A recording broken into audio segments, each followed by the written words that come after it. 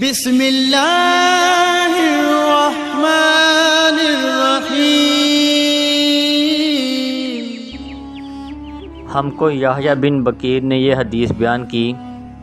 وہ کہتے ہیں کہ اس حدیث کی ہم کو لیث نے خبر دی۔ لیث عقیل سے روایت کرتے ہیں، عقیل ابن شہاب سے، وہ عروہ بن زبیر سے، وہ ام المومنین عائشہ رضی اللہ تعالیٰ عنہ سے نقل کرتے ہیں۔ انہوں نے بتلایا کہ نبی کریم صلی اللہ علیہ وآلہ وسلم پر وحی کا ابتدائی دور اچھے سچے پاکیزہ خوابوں سے شروع ہوا۔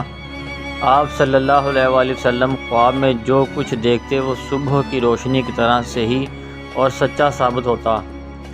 پھر من جانب قدرت آپ صلی اللہ علیہ وآلہ وسلم تنہائی پسند ہو گئے، اور آپ صلی اللہ علیہ وآلہ وسلم نے غار ہیرا میں خلوت نشینی اختیار فرمائی، اور کئی دن اور رات وہاں مسلسل عبادت اور یاد الہی و ذکر و فکر میں مشغول رہتے۔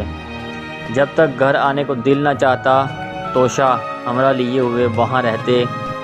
توشہ ختم ہونے پر ہی اہلیہ محترمہ ختیجہ رضی اللہ تعالیٰ عنہ کے پاس تشریف لاتے، اور کچھ توشہ ہمراہ لے کر پھر وہاں جا کر خلوت گزین ہو جاتے۔ یہی طریقہ جاری رہا یہاں تک کہ آپ صلی اللہ علیہ وآلہ وسلم پر حق منکشف ہو گیا، اور آپ صلی اللہ علیہ وآلہ وسلم غار ہیرا ہی میں قیام پذیر تھے کہ اچانک جبرائیل علیہ السلام آپ صلی اللہ علیہ وآلہ وسلم کے پاس حاضر ہوئے اور کہنے لگے کہ اے محمد پڑھو۔ آپ صلی اللہ علیہ وآلہ وسلم فرماتے ہیں کہ میں نے کہا کہ میں پڑھنا نہیں جانتا۔ آپ صلی اللہ علیہ وآلہ وسلم فرماتے ہیں کہ فرشتے نے مجھے پکڑ کر اتنے زور سے بھینچا کہ میری طاقت جواب دے گئی۔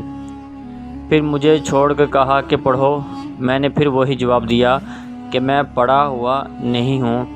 اس فرشتے نے مجھ کو نہایت ہی زور سے بھینچا کہ مجھ کو سخت تکلیف محسوس ہوئی۔ پھر اس نے کہا کہ پڑھ۔ میں نے کہا کہ میں پڑھا ہوا نہیں ہوں۔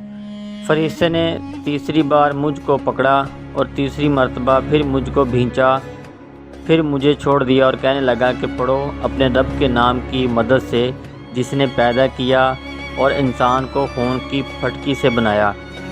پڑھو، اور آپ کا رب بہت مہربانیاں کرنے والا ہے۔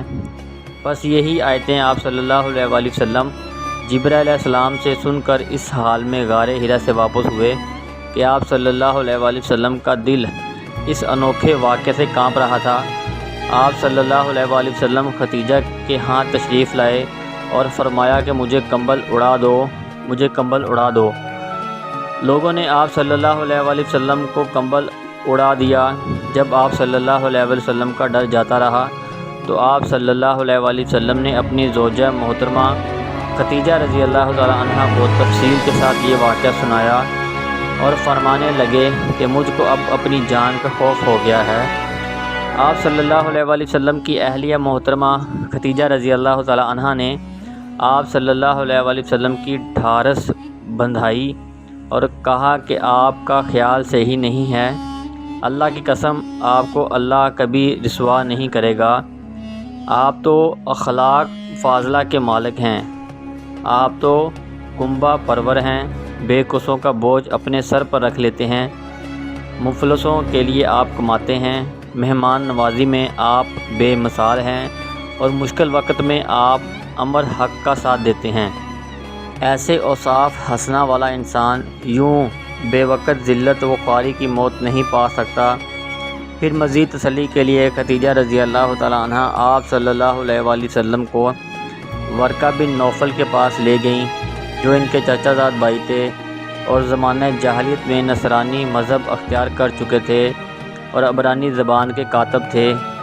چنانچہ انجیل کو بھی حسب منشا خدا بندی عبرانی زبان میں لکھا کرتے تھے۔ انجیل سریانی زبان میں نازل ہوئی تھی، پھر اس کا ترجمہ عبرانی زبان میں ہوا۔ ورقہ اسی کو لکھتے تھے۔ وہ بہت بوڑھے ہو گئے تھے، یہاں تک کہ ان کی بینائی بھی رخصت ہو چکی تھی۔ ختیجہ رضی اللہ تعالیٰ عنہ نے ان کے سامنے آپ صلی اللہ علیہ وآلہ وسلم کے حالات بیان کیے اور کہا کہ اے چچا زاد بھائی، اپنے بھتیجے محمد صلی اللہ علیہ وآلہ وسلم کی زبانی ذرا ان کی کیفیت سن لیجئے۔ وہ بولے کہ بھتیجے، آپ نے جو کچھ دیکھا ہے اس کی تفصیل سناؤ۔ چنانچہ آپ صلی اللہ علیہ وآلہ وسلم نے از اول تا آخر پورا واقعہ سنایا، جسے سن کر ورقہ بے اختیار ہو کر بول اٹھے کہ یہ تو وہی ناموس معززدان فرشتہ ہے جسے اللہ نے موسیٰ علیہ السلام پر وحی دے کر بھیجا تھا۔